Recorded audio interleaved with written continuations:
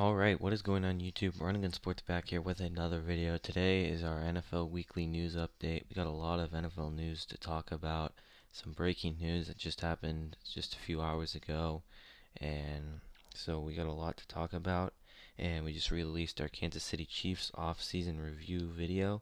So if you've not seen that, that was our last AFC team to cover for our off-season review videos. So go check that out. We're moving on to the NFC now. It's gonna be a lot of fun to talk about the NFC teams, and we're excited to talk about it. And the first video will be coming out just this next Friday coming up. So if you have not already, please hit that subscribe button if you like these videos, and leave a like on any video that you watch. We really appreciate your guys' support, and thank you all for all the likes and how far we've made it. And with that being said, follow our social media pages to know when we post. The soonest we post on our Instagram immediately after every new episode drops. So if you want to be in the know when we post, follow our Instagram at runningun_sports at runningun_sports, and then on TikTok we also post after each drop at Running Gun Sports. So with that being said, some more NBA playoffs action. The Nuggets defeated the Trailblazers 126-115 to win the series 4-2. The Phoenix Suns defeated the Los Angeles Lakers 113-100 for LeBron's first round playoff exit in his career. And I'm really personally not a huge LeBron James fan at all. I'd call myself a LeBron James hater. Not a big Lakers fan at all either. And so I was really excited when the Phoenix Suns, one of my other favorite teams besides the Golden State Warriors, was able to knock off the Suns. That was really exciting, and I was really happy about that. And then on Friday, we also had the Los Angeles Clippers defeating the Dallas Mavericks 104-97, and to tie the series up 3-3. And then just yesterday, the Brooklyn Nets defeated the Milwaukee Bucks 115-107. James Harden left the game with an injury, but the Brooklyn Nets take the series lead right now, 1-0. And then today, the 76ers and the Hawks are playing for the first game of that series. Mavericks Clippers Game 7 happening in about 13 minutes from now. And so with all that being said, let's get right into the video with the breaking news we mentioned earlier in our intro. The Tennessee Titans have traded for 7-time Pro Bowl wide receiver Julio Jones. And we've been talking about Julio Jones for probably the past 3 weeks on our NFL news update videos. And as I've mentioned in all those videos, I'm a huge fan of Julio Jones. I liked him on the Falcons, and I literally have a Julio Jones jersey hanging up right next to me where I record all these videos, and I'm a huge fan of him. I think that honestly, Julio Jones healthy is the greatest wide receiver in the NFL right now, and I think that he's better than Hopkins, he's better than Devontae Adams, and he's just a whole package, and he's just so good. And I think that what went wrong with the Falcons was, I think that he won a Super Bowl, or he went to the Super Bowl. They lost, unfortunately. They really should have won. And I was rooting for the Falcons in that game like nobody else, man. Being a Seahawks fan, and losing to the Patriots just a few years before that, and the heartbreaking Malcolm Butler goal line interception. And there's no way anyone is rooting for the Patriots, or any Seahawks fan is rooting for the Patriots in that game. And I mean, I love Julio Jones. I'm a big Matt Ryan fan as well, and I think that was really the reason I was rooting for him. But in all honesty, it was devastating to see those guys lose, especially Julio Jones, because just being such a big fan of him, it's tough to not see him have a ring yet. And moving to Tennessee now, I think that really gives them a shot to win a ring. Obviously you have Derrick Henry, the workhorse, the best running back in the league, in my opinion. So, in my opinion, you have the two best running back wide receivers in the league, and then you also throw in AJ Brown in the mix, who's not a terrible receiver either. I mean, he's a very elite wide receiver as well, and he's pretty young. And then you throw in Ryan Tannehill in the mix as well, who just is coming off of a huge contract bonus that he just signed a few years ago. So I think that Ryan Tannehill is really really good in my opinion, and I think that what he has now with Julio Jones is gonna fit him so well that it's honestly remarkable that the Titans front office were able to pull this off. And forgetting Julio Jones and forgetting his injury and whatnot, I think that what they got for him, what they gave up for them, it was honestly remarkable and was really a fair trade in my opinion. There's talk about, well, what is Julio Jones' trade value? We talking about it the last 3 weeks, and is he worth a first round pick? Most people said he's not. My opinion, I still think Julio Jones is a first round caliber player. I thought that you could throw in a first and second round pick for Julio Jones. He's just that good in my opinion. And he's this year, yet he only played 9 games. He was injured, fortunately, but he was still making some great plays, and I think that that's why I think his value's still there. And the Titans only having to give up a second round pick for this upcoming draft in 2022 and a fourth round pick in the year after 2023's draft is very fair trade, and they also receive 2023 sixth round draft pick. So I think that they honestly Titans won the trade, and the Falcons, I feel like, definitely could have gotten more out of it. And I wonder whether that was there other teams in the conversation with Julio Jones. We heard about the New England Patriots, even the Seattle Seahawks, which made no sense in my opinion. But anyways, those guys, all those teams, and I kind of start to wonder whether that was the best offer that they were receiving from the Tennessee Titans, a second and a fourth round pick.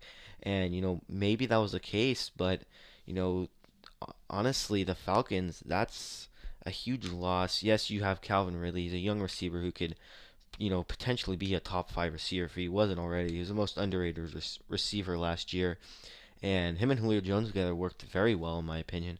And Matt Ryan only has one weapon now, and I still think that they'll do good. And obviously Kyle Pitts came in as well, so maybe one of the reasons Julio Jones wanted to leave, and because he's not going to get the same amount of touches and targets and whatever with Kyle Pitts coming in. So just another reason why maybe he wanted out. There's no real reason why he wanted out, but I just think that you know every NFL fan will tell you that Julio Jones, if he does not win a Super Bowl in his career, it would just be a waste, and which is so unfortunate for a guy like him because he's just so good, so just raw talent, and I think that it just would be a shame. But as I mentioned earlier, Ryan Tannehill, he is a very good player, and I really think now though that he has no excuses. And yes, I am a big fan of Ryan Tannehill, and I'm not just saying that he has no excuses because I don't like him or whatnot, but he truthfully has zero excuses. I think that arguably the Titans have the best wide receiving core, or best wide receiving duo. I should rephrase that, but the best wide receiver duo in Julio Jones and AJ Brown. And I think that there's a very good argument for that for sure. And it's up there with the Seattle Seahawks, Tyler Lockett and DK Metcalf. It possibly could be better. And Ryan Tannehill, two weapons right there. But you can also remember that they have the best running back in the league, who ran for 2,000 yards last year, something only 7 other running backs have ever done in NFL history, putting him up there with greats like Barry Sanders and Adrian Peterson. So Ryan Tannehill has a literal triple threat. He has Derrick Henry, Julio Jones, AJ Brown, all three of those guys, and that's why I don't think he has any excuses. And this year, he did better than he did the last year, in which they had a better season where they made it farther all the way to the AFC Championship. 2,742 yards, 22 touchdowns on the season. And then this year he had 3,819 yards, 33 touchdowns. So just huge improvement overall from Ryan Tannehill. And I do think that it's going to work well. And I think that the AFC just got a whole lot more competitive. And, a lot of people were expecting it to be the Bills and the Chiefs in the AFC Championship game. Well, now you have a third team who really has a shot, but the defense is going to be a problem. But really, why do I think this is such a great move is because we saw Derrick Henry. He struggled versus the Ravens, and everyone has an off day, especially the best running back in the league has an off day, and we saw it, and it happened for the Titans at the possibly worst possible time, and I think that that was extremely unfortunate for the Titans. I was rooting for them versus the Ravens. Huge Derrick Henry fan myself, and I think that now they have other options to go to. Yes, AJ Brown was there, but I think that they also had Corey Davis, and which Ryan Tannehill. I don't know why that didn't work, but I think that the Titans will have a more easier decision to make whether when Derrick Henry's having a bad game to go to the pass game, and I think that that's what hurt them in the wild card game. They're thinking, well, Derrick Henry's going to heat up and he's going to have a way better second half. Like we see him just go on tears in second halves after not having the greatest first half. Well, now they're going to have an easier decision because I'm sure they're thinking, well, maybe at some point, the time's running low in the game. You got to, go to the air game, and unfortunately, they didn't, and obviously they lost, and it's just all around unfortunate. And but the defense has also got to improve as well, and but I think that they'll do fine if their offense is there, and the best defense is a good offense. It's a very true statement because if they're allowing points, I think that they could still outscore a lot of teams. Those three guys together, oh my goodness, I can't wait for them to watch. Can't wait to watch that, but I'm sad that my Seahawks have to face them early on in the season because that will probably not be a very close game. And they also got Bud Dupree on the defense, so very good move. The Titans front office is very underrated, and I think that they'll do pretty well next year. Moving on, away from the Julio Jones news, I could talk about that for days, but news has come up in the media about current Seahawks linebacker KJ Wright not returning to Seattle. While the Seahawks are leaving the door open for his return, right now his possible landing spots are the Green Bay Packers, Los Angeles Rams, Dallas Cowboys, and the Philadelphia Eagles.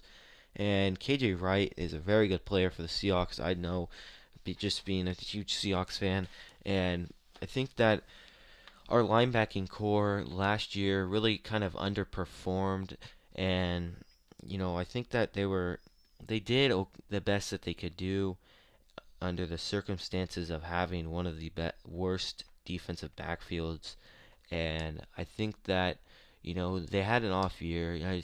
It's a freaking pandemic going on, and I don't blame all of that on it, but everyone has off years, and especially in the NFL, and I think that this year they Seahawks take a step back and look at the money they're paying him, that they were paying him, and the results this year were not there.